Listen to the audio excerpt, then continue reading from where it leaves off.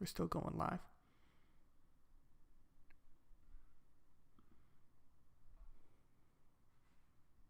Okay, let me make sure we're up here. Okay, looks like we're up. So I'm not sure if it caught my first part of the intro or not.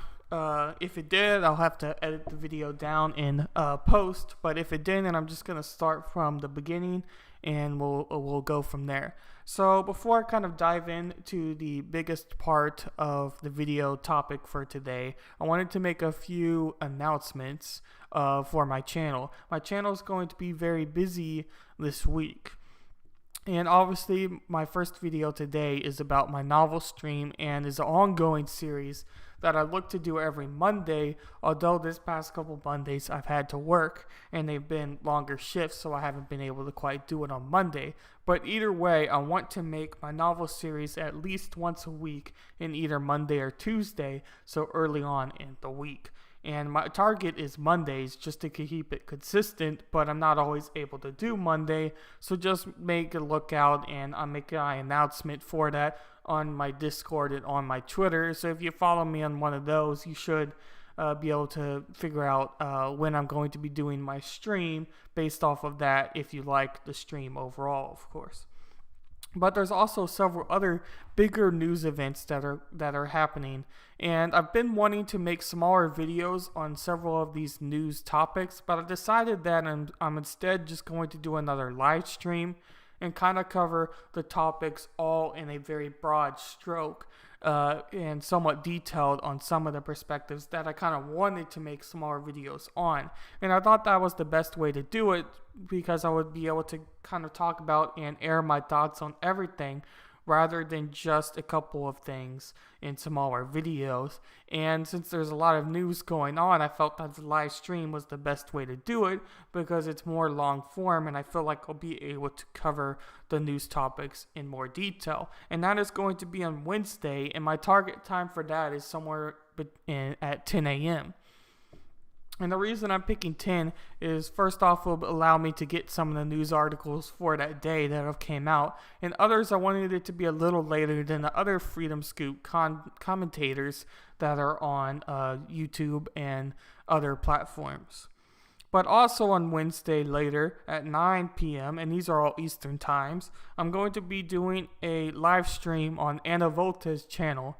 And Anna Volta is a philosopher / news channel and other topics like gaming. He's done several type of videos. He's actually made over 1,000 videos as a whole. So his whole content is very broad, very widespread. I was going to say broad, but that's not necessarily the best word for his content. But either way, there's going to be 4 people on this live stream, many of the Freedom Scoop commentators, and they're going to be talking about this new documentary called Monopoly on Violence.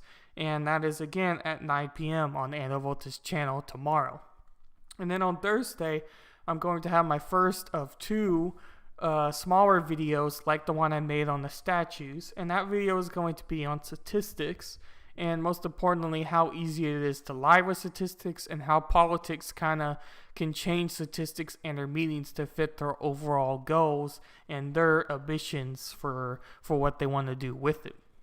And then my Friday smaller video topic is on philosophers, and ultimately I wanted to make a debate on consciousness and what individual philosophers view consciousness as being. So in other words, the idea of consciousness and its role it plays in philosophers' debates. So several philosophers say that consciousness does exist, while other philosophers say that consciousness doesn't exist, and kind of exploring the reasoning of both ideas and both strategies, I think is a very interesting topic, and I can't wait to share that video on Friday with you guys. So that's all for my announcements for my channel this week. But I also wanted to kind of shout out loud, and I'm going to make a text later on today on if y'all are interested in me pursuing question of the days again on my Twitter and Discord. It was a good way to kind of beef up my audience and to keep kind of daily discussion going, and I kind of went away from it a little bit through the later parts of high school and college, and especially with COVID, I wasn't really having time to brainstorm ideas as much as I wanted to for the questions of the days.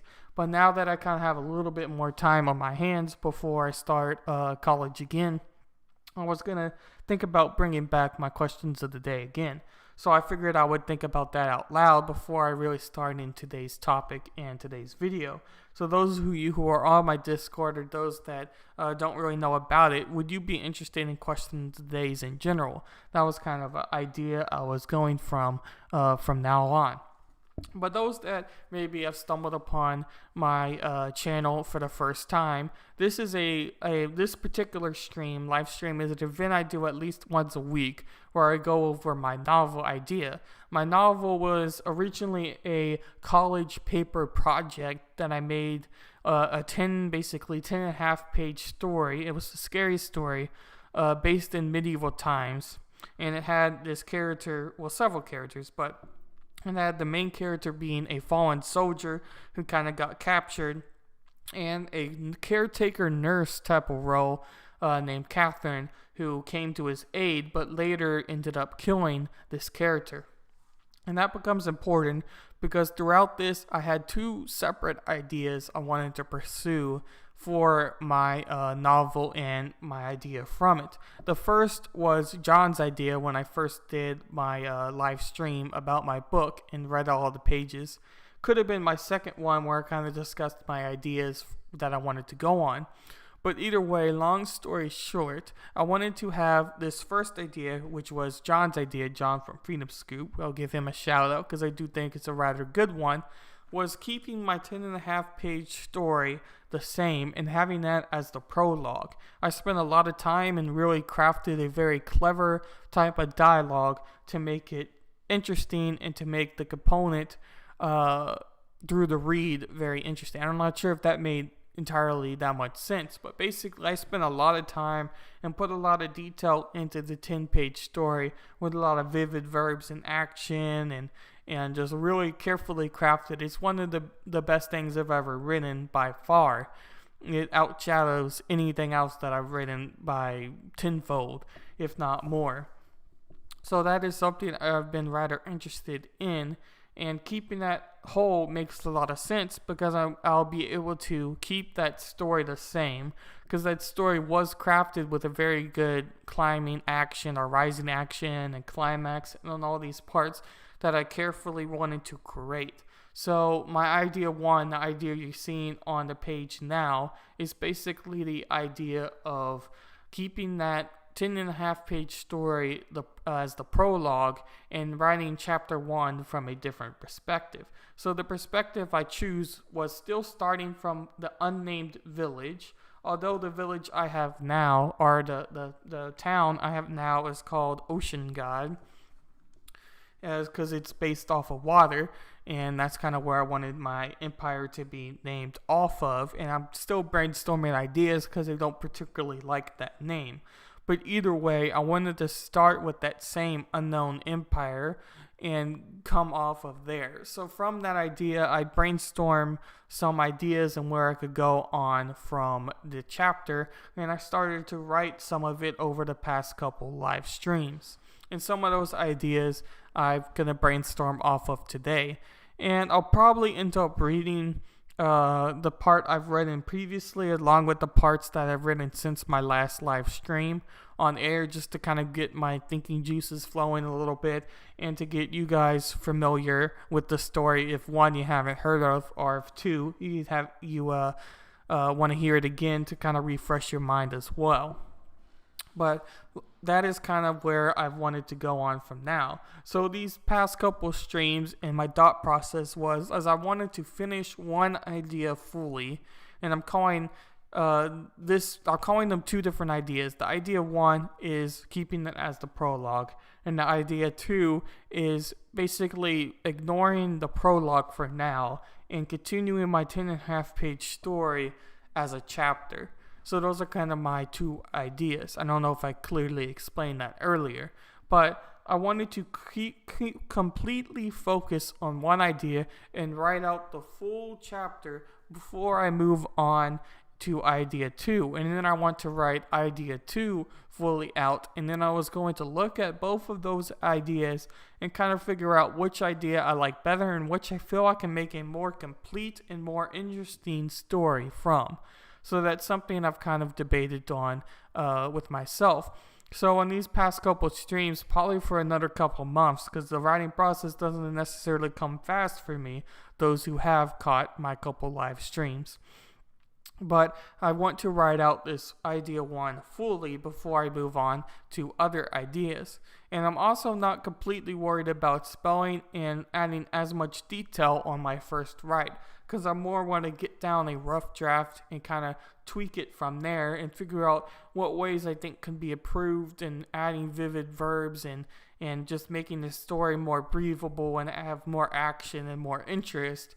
But at the same time, I don't want to be bogged down with all those vivid verbs and actions and interest. So I want to make sure that I keep everything detailed enough to where I don't have to go back and add a whole bunch of detail. But at the same time, not be super worried about detail and have actual story flow and to kind of think about ideas from there.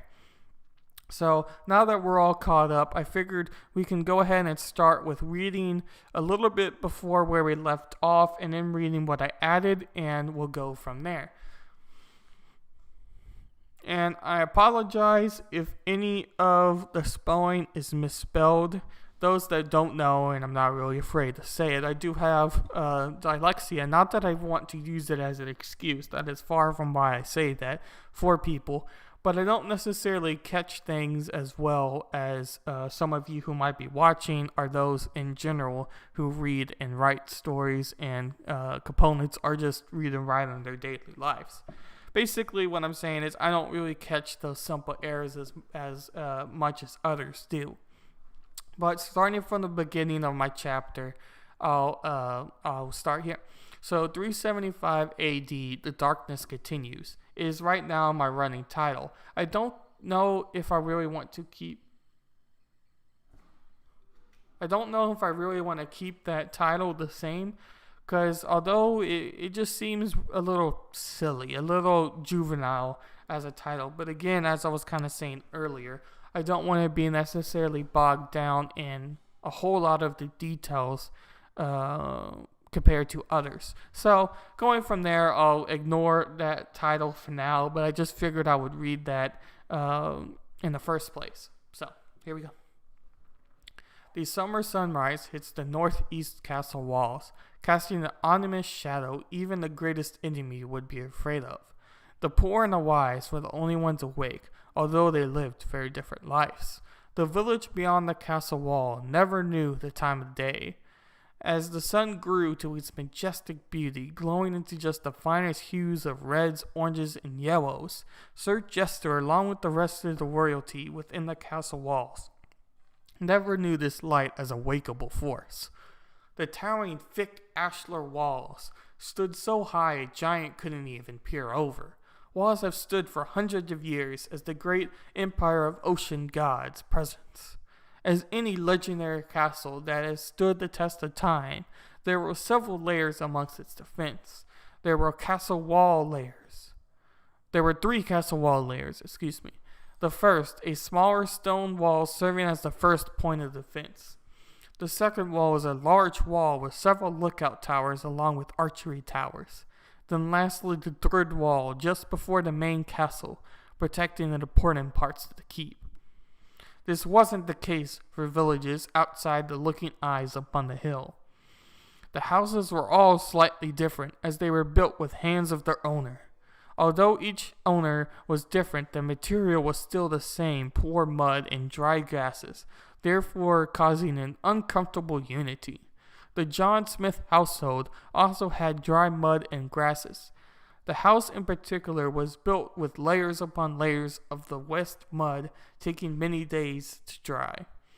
Once dry, parts of the houses could see cracks, as the mud decided the results of the time and effort. The John Smith household focused on farming, with the oldest house family of the peasant folk. I just realized this might have error with my later parts of the story. So I might have to go back and either change the later parts of my story or fix that to fit the narrative I portrayed in my new information. But I don't think that's going to be a bad thing, but I do need to figure out one approach instead of two, as you'll see later on, or that's going to get rather confusing. And confusion is something I'm trying to avoid in making this story. Anyway, this was because many generations expanded on the house through knowledge and skilled labor. The house was built with 3 different types of mud, as the first acted as a binder, second as a crack resistor, and the final as a smooth holder. The outside layer was covered in a dry grass as every other household. The difference with the John Smith house was the grass layering itself. The grass was layered in rows going downward and across the building on itself like a diagonal lashing. The layers of muds of the John Smith household were so well constructed to the rest of the village. The Smith household, although was still kept, was well kept. I'll read again. The Smith household, although was well kept, still had its broken parts. These parts would bother John Smith, as he was the caretaker not only of the family but of the whole village. So this is where I kind of started to add new parts to the story from the last live stream, if you had watched it before.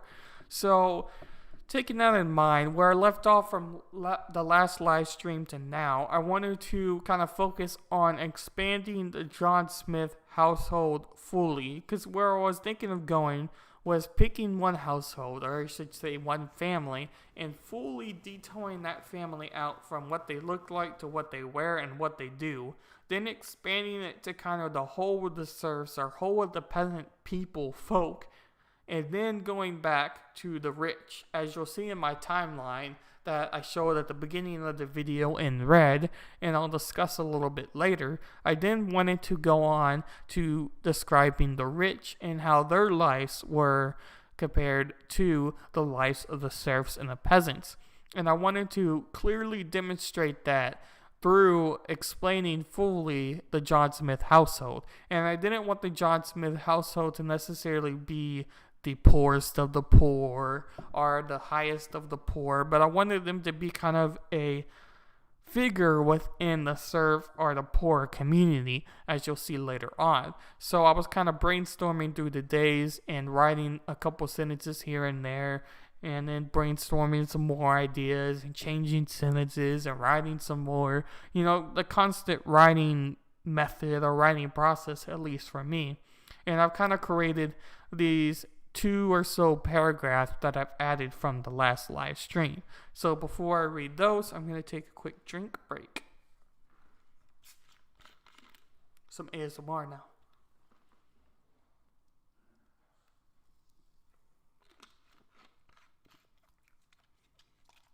Okay. So, I'll read that again. The Smith household, although was well kept, still had its broken parts.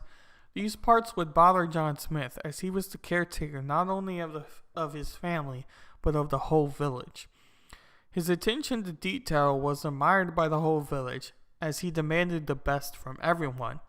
Some would call John Smith the king of the fisher folk.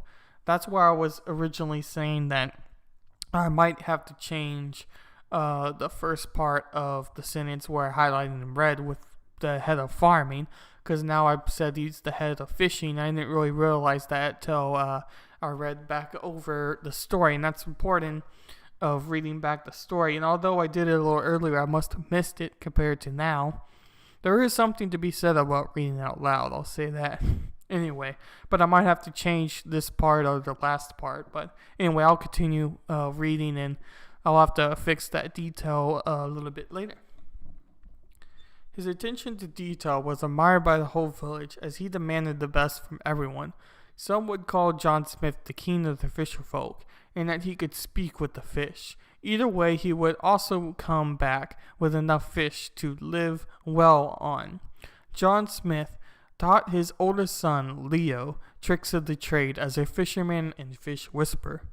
John Smith and Leo Smith look strikingly similar, even for a dad and son. The striking black, thick, curly, yet short hair stood out. They also both seem to have blackish brown eyes with slight hints of green depending on the time of day. The most notable difference would be blank. So I haven't quite decided what I wanted the noticeable difference to be. And I was kind of thinking I'll kind of write some ideas out on this live stream. And that's been something I've done on the past live streams as well. And that's kind of just brainstorm out loud and think out loud for others to kind of chime in on. And I remember Ron Helton, who's an active live stream audience viewer and somebody I greatly enjoy his comments on, and I know the other Freedom Scoop commentators do as well, but that's besides the point. But he was mentioning that I could have some of the women folk work in, I'm forgetting the term now, but basically work as higher up class in the serf or peasant structure through making clothes or through knitting and yarning and those type of activities that women would have done back in the medieval times. And there is a word for it, it's just not coming to mind right now. So going off of there, I thought I would go back and kind of use my campfire program I bought and kind of to keep me fully detailed and not lost within building my story, which is very important because anybody who has made a story, even a short story, would tell you that keeping your items and your themes and your ideas in a row, basically making your story make sense, is a big part of story building and making something that people want to read, obviously. So in this program, basically it allows you to give the person a backstory, what they look like, their personality, their age, and their name, and you have different categories you can put them into to keep your ideas in a line. So if you reference somebody, you can now learn what that person is about.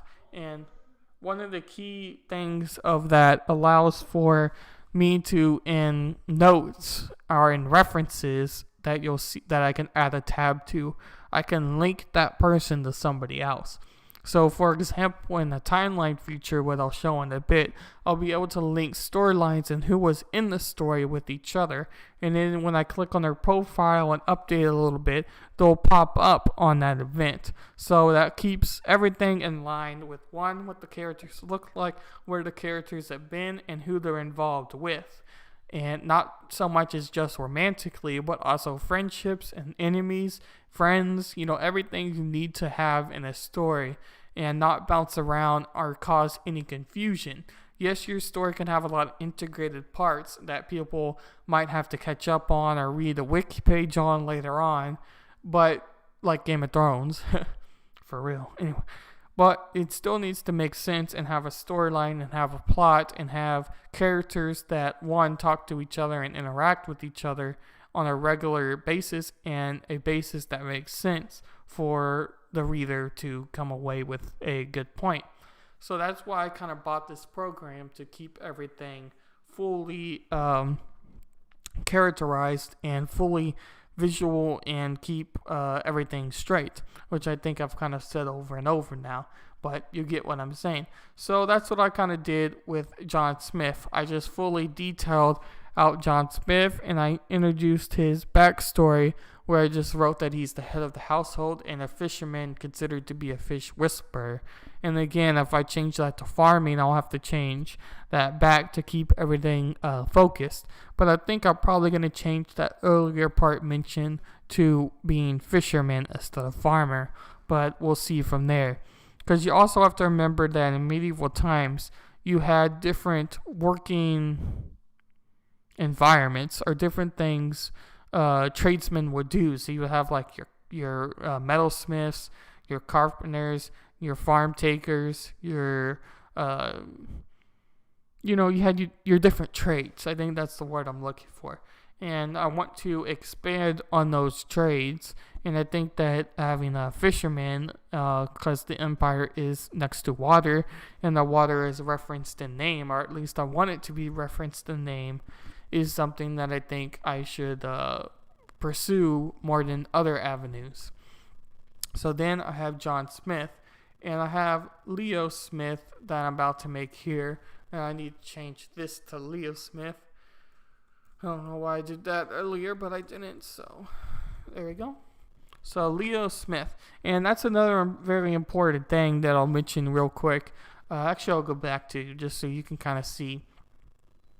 So a lot of times in the medieval times, through reading this article and other articles like it from medievaltimes.com, and when I first did my research type of articles with John, he was saying that a lot of people kept their last names through their trade. So like your Smith, you would keep, not just because in marriage sake, like you have John Smith and let's say he has a son, he's going to carry on the last name, not just based off of that, but also you would have like John Smith of blank, John Smith of blank, and it could be related to their job, it could be related to their trade, like if they were a carpenter or blacksmith.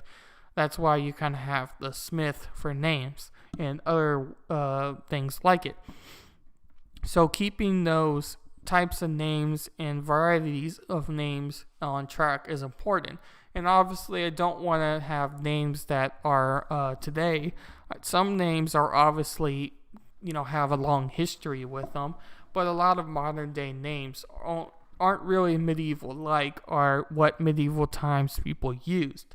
And although I'm creating a fantasy type of book, it's a low fantasy book, and I do want it to be genuinely created based off of history and actual events rather than something that I just completely make up.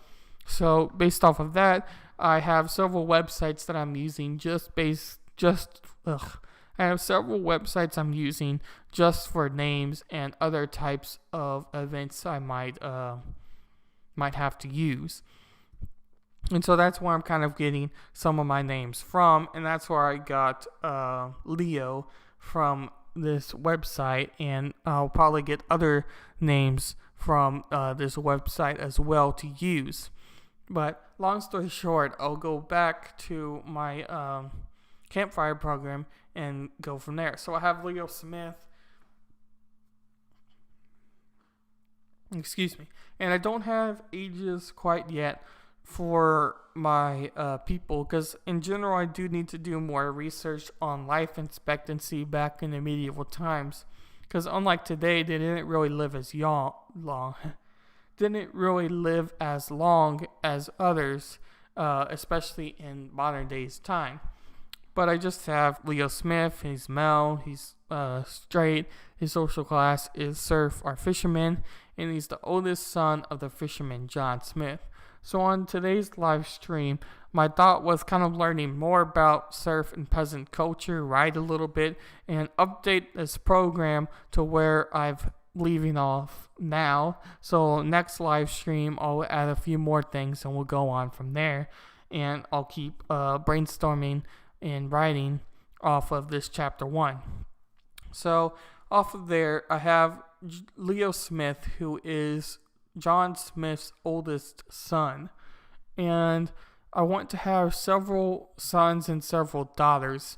So I'm thinking I'm going to have at least one son and at least one daughter, but I'm probably going to have more of sons and more daughters for the John Smith family. Yes, that's a lot of kids, but that isn't necessarily uncommon based off of some of the research I have done.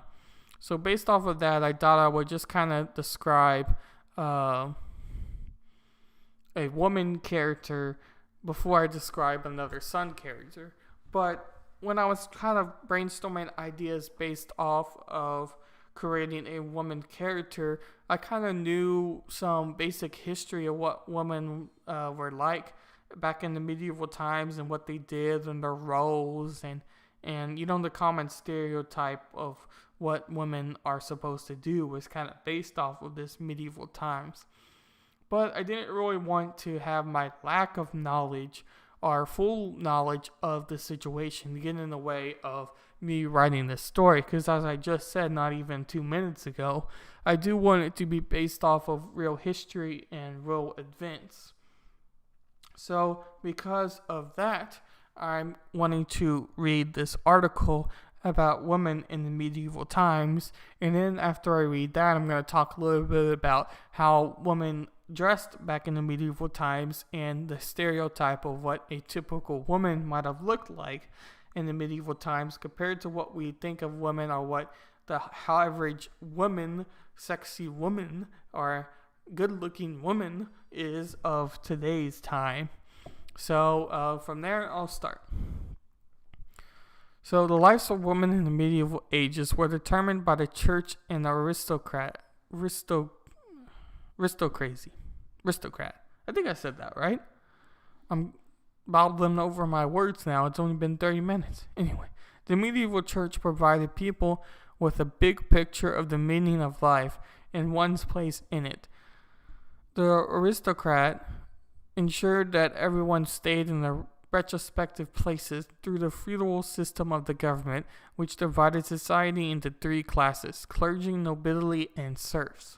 Women's place in the clergy were restricted to nunnery. Noble women's perspectives were dedicated by how much land they brought to marriage, because land equaled power. Therefore, the quantity of life and opportunities for the nominee could vary significantly among the upper class. Women of the lowest class actually had more freedom of expression than the other two, because life was uniformly difficult for the serfs, male or female, and the women worked alongside the men in the fields and in the medieval guilds, as equals are near equals. Women's rights and opportunities in Middle Ages were not uniform. However, even though those of the lower class had the least amount of variation, scholars divide the Middle Ages into 3 periods: early Middle Ages, high Middle Ages, and late Middle Ages. The rights of women from the earliest era through the last grew significantly, owing largely on 2 distinct factors: the increasing popularity of the cult of Virgin Mary, and the development of the concepts of quarterly love and chivalry. Women's status and opportunities would only expand after the outbreak of the Black Death pandemic, which killed so many that women were allowed to assume ownership to operation of their late husband's business. Women's rights would reach their apex in the late Middle Ages, at which time more restrictions were implemented by a pictorial system, primarily because women of social positions were threatened by the status quo. Women's rights. Throughout the Middle Ages, lower-class women were bakers, brewers, milkmaids, barmaids, artisans, weavers, and primarily tenant farmers who worked alongside their husbands and their children in the fields. The feudal system dedicated that the land belonged to the lord, who rented it to his tenants. The serfs were bound to that land. The lord controlled every aspect of the serf's life and expected to a man's wife and daughters. The lord decided who a girl would marry, not the girl's father, because the daughter of a serf was especially property of the lord, just as her father and mother were.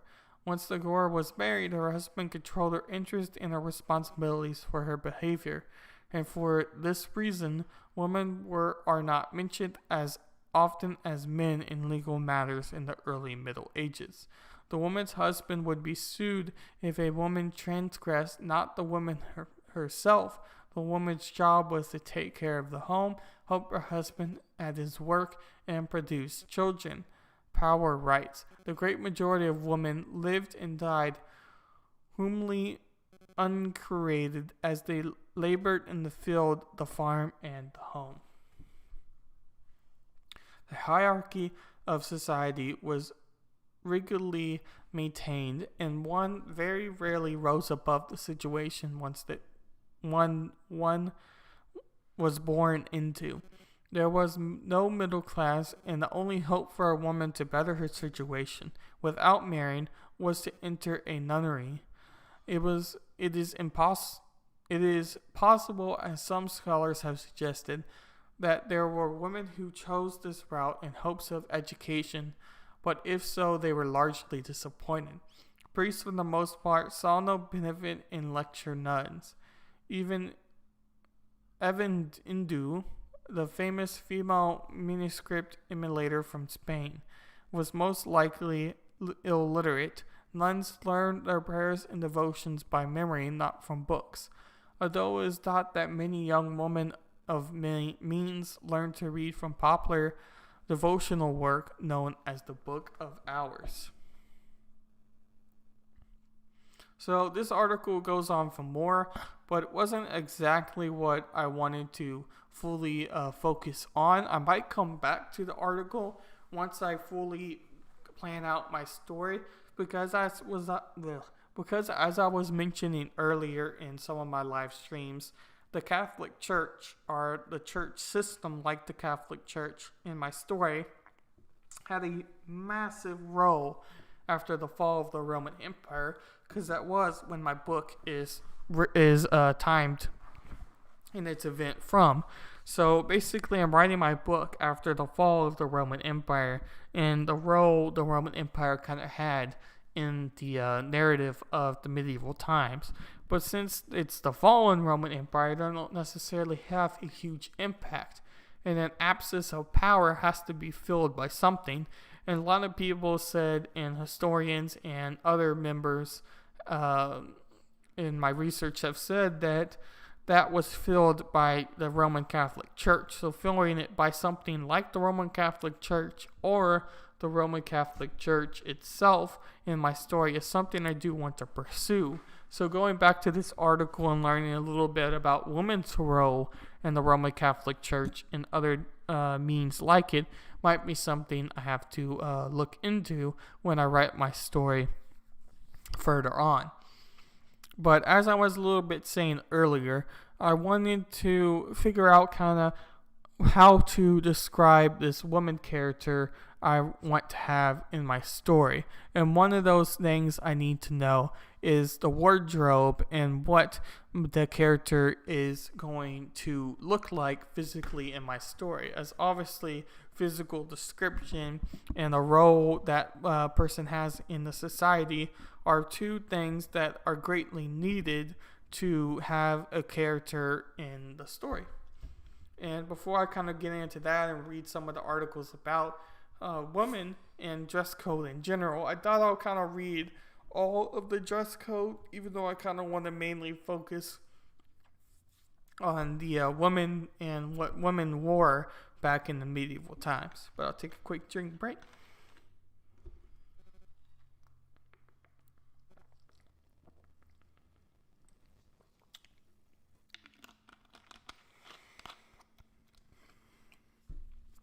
Check something to see if anybody's popped up yet.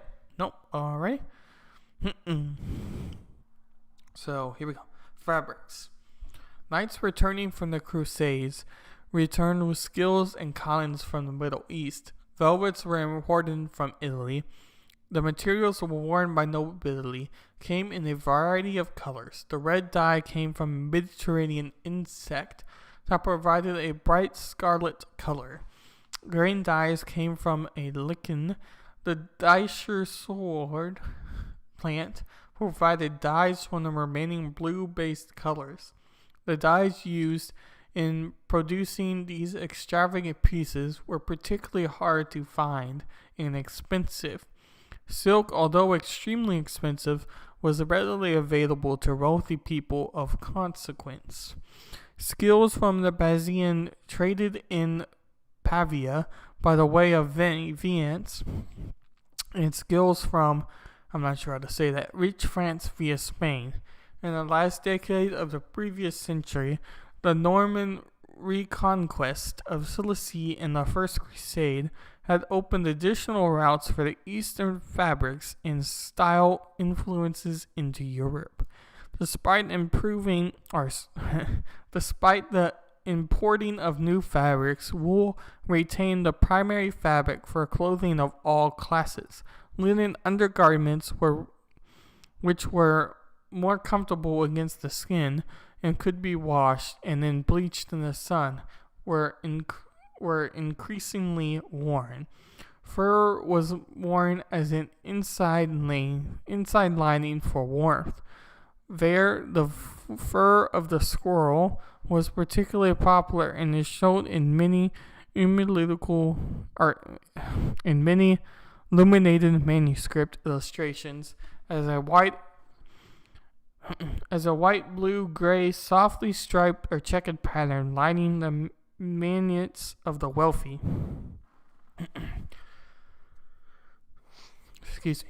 Man's clothing. As in the previous centuries, two styles dressed excitedly side by side for men. A short knee-length costume, differing from a mantling of everyday dress of the later Roman Empire, and the short tunics worn by the invading barbarians, and a long ankle-length costume designed for the clothing of the Roman upper class and influenced by the Byzantium dress. Underclothes consisted of the inner tunic or shirt with long, tight sleeves and drawers of briarees, usually of linen. Colored cloth leggings made as separate garments for each length were worn with the tunic. Stripped hose were popular. I want to check one thing. Okay, we're still good. Women's clothing. Women's clothing consisted of a under tunic called a chemise, I think I'm saying that right, or smock, was usually made of linen. Over the shock, women wore more ankle to floor length tunics, also called gowns. Women of the French court wore a loosely fitted tunic called a cotte, or the long-formed ballet over a full chemise with tight sleeves. The belliot had a flaring skirt and sleeves tight to an elbow, and then withering to a wrist in a trumpet shape. I cannot read today. A bellet apparently cut in one piece from a neckline to hem, depicted on a column figure of a woman of the citadel of Saint Maurice. A new fashion, the ballet gown, arose in mid-century. The gown is cut into two pieces, a fitted upper portion with a finely placed skirt attached to a low waistband. The fitted ballet was sometimes worn with a long belt or cinturine in French soutane that looped around a slightly raised waist and was knotted over the abdomen. The cinture could have decorative tassels or metal tags at the ends. In England, the fashionable gown was wide at the wrist, but without the trumpet-shaped flare for the elbow seen in France. Married women, in keeping with the Christian custom, wore veils over their hair, which was often parted in the center with hung down and long berets that might be extended with false hair or purchased hair from a dead, a habit decorated by moralists. The shoes that were worn, designed for castles, were only and made of silk, velvet, cloth, or leather, and fastened with a buckle. The indoor shoes were covered with wooden and leather outdoor overshoes. The better fit and grid attachment to these new hose eliminated the need for leg bands often worn with earlier. In England, however, leg bands continued to be worn by some people, both rich and the poor, right up to the region of Richard I after 1200. They were largely abandoned. Men of the upper class often went hatless. However, royal lower classes had a few hats to choose from. The sherepon, in the form of a hood and attached shoulder-length cape, was worn during this period, especially by the royal lower classes, and the fitted linen coulif tied under the chin apparently very late in the century. Small, round, or lightly concealed caps with bold brims were worn, and the straw hats were worn for outdoor work in the summer. So that was a very detailed perspective of what the average women and men, for that matter, wore back in the medieval times. And I thought it was interesting to read out, although I don't necessarily know how to say every word in the story, or at least in this article and the last one for that matter, as I can't seem to read today. But that's besides the point. Although I don't know how to say every single of the words, I do know in general what it's supposed to look like and how it's described from there. So going from that, I was going to kind of brainstorm how I want the female character or daughter of the story and then go from there. But real quick, I'm going to check to see if anybody's dropped in. Nope. All right. That's all good. So, but before I do that, real quick, I'm going to take a drink.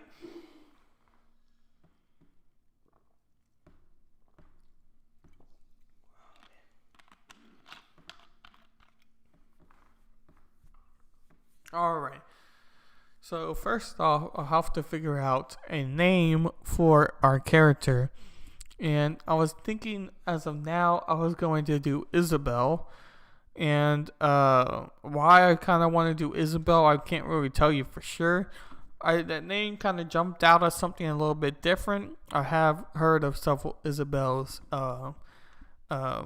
in today, but that's kind of besides the whole point. I just think that Isabel kind of fits with John and Leo as what might have family been named. So as of now, I'm gonna say Isabel, and hopefully I'll spell that right.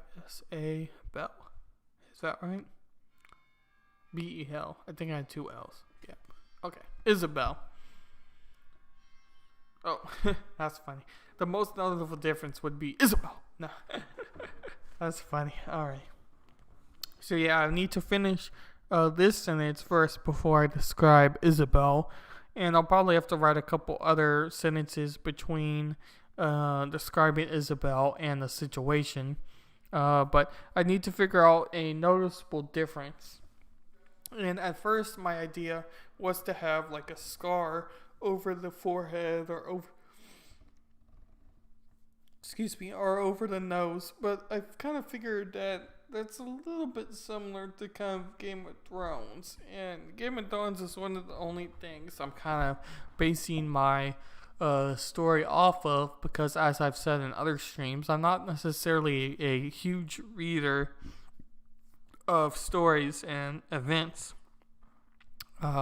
about this type of genre, or even reading in general, but I don't want to steal my ideas based off of something that's kind of already been done. So I was kind of thinking of what I wanted a difference to be, and as of now, I was still thinking of going the injury route, but having something that injury that might have been fishing related. So I'm thinking like a cut in the hand, or maybe one of them has a permanent like hook stuck in their hand, something, fishing related. So I don't necessarily know where I want to go from there, but right now I'm thinking of like a fishing related accident as having the difference, and I don't think I'm going to spell that right.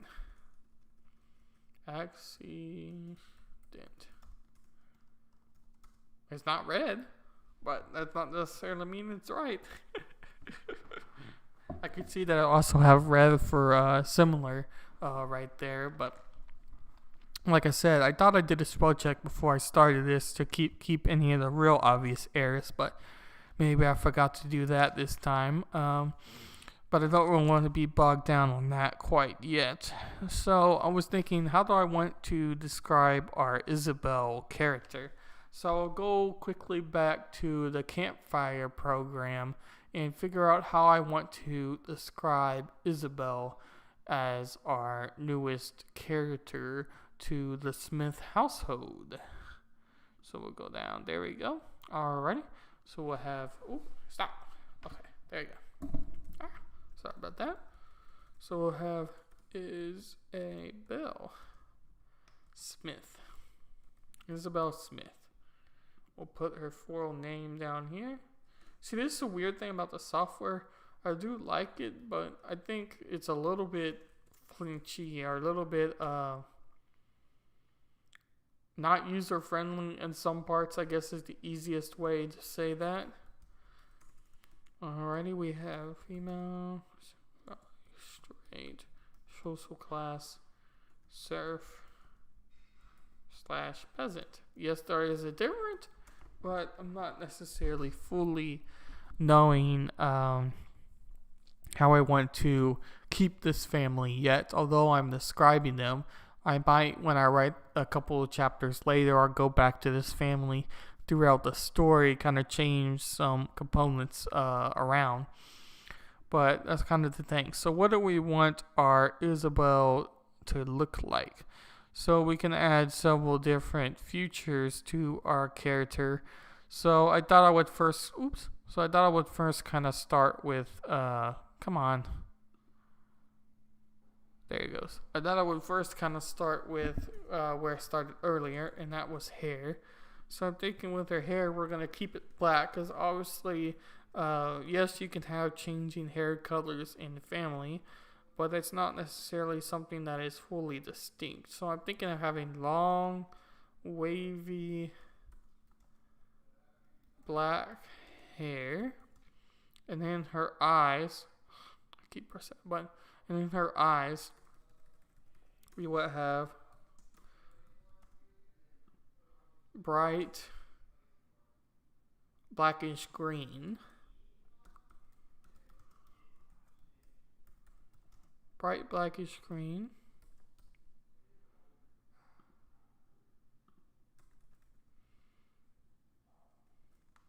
Her face is going to be more of a round baby face.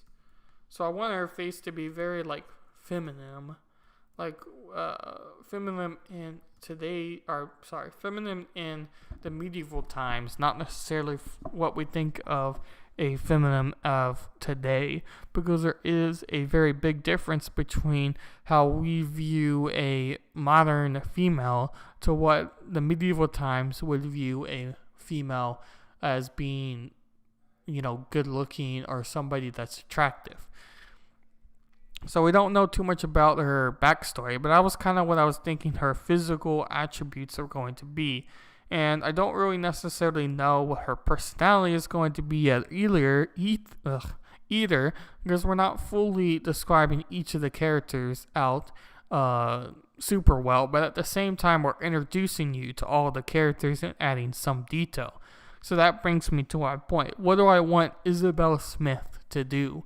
And that was kind of bringing me back to what Ron Helton was talking about with having the female character or female daughter of the story working as a as somebody who's working in the local village or town's sewing part. And I still can't remember the name, but you kind of get what I'm saying from there. And I see Jimmy.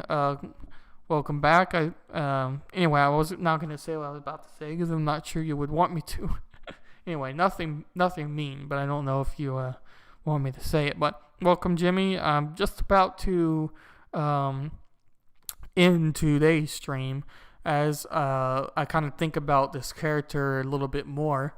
But if you're still here, you might be able to kind of help me as well with this character if you have any ideas about Isabel Smith and what role she might have. But right now, I'm kind of thinking of going towards Ron's route and having Isabel as like an older daughter, not necessarily as old as Leo Smith, as he's the oldest son, meaning that he's the oldest kid of the John Smith household. And I also haven't mentioned the wife yet and what the wife's name might be. but I wanted to start with the daughter, with Isabel, and maybe having either her be a sewer for the town or something related to making cloth, or maybe even making uh, certain gifts for the army, so to speak, and gifts being things they would need, such as comfortable clothing or just clothing in general to suit the army's needs or to suit the navy's needs. You kind of get what I'm saying around that area.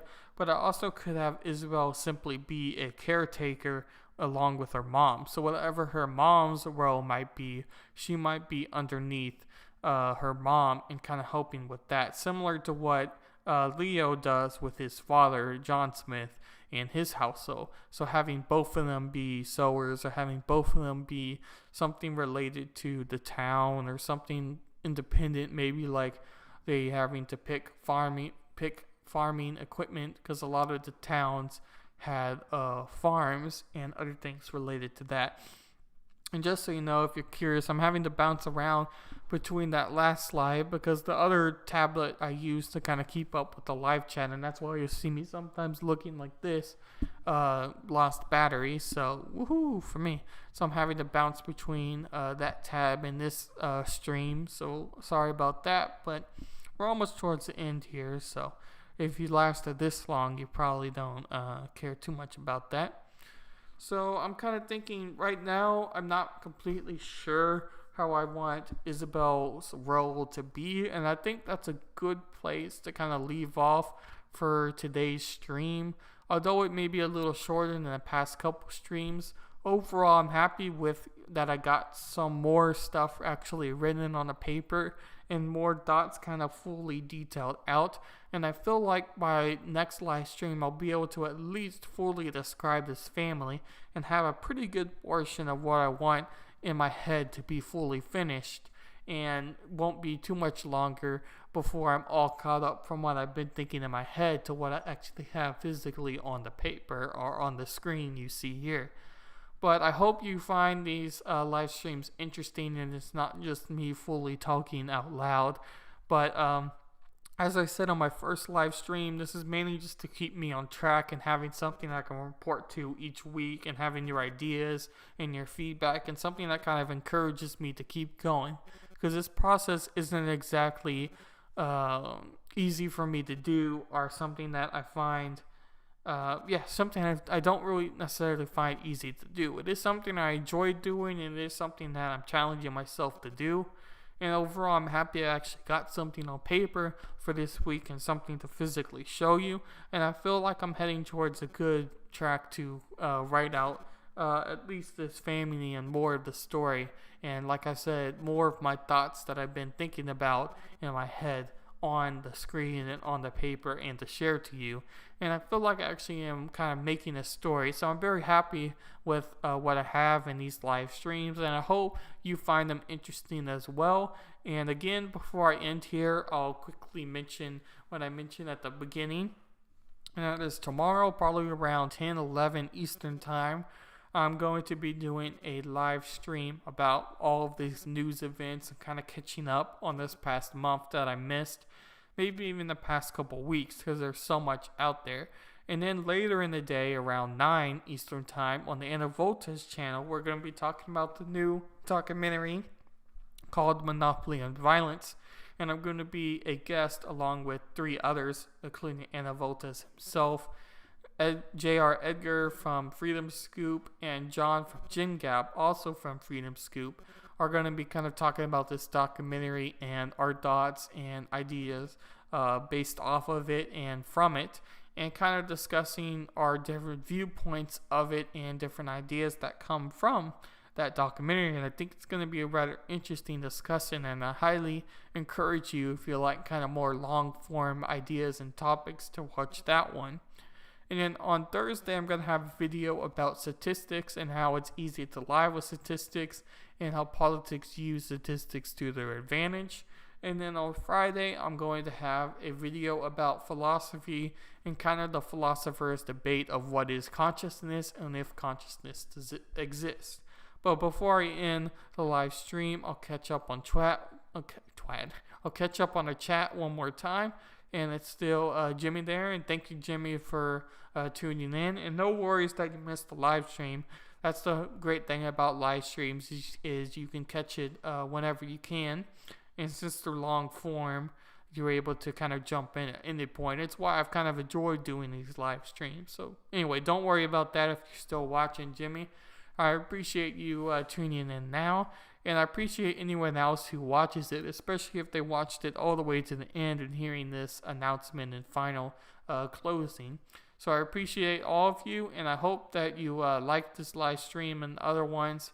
And catch you next time or catch you tomorrow. And definitely hope to see you on Anna Volta's channel when we talk about the monopoly on violence. See ya.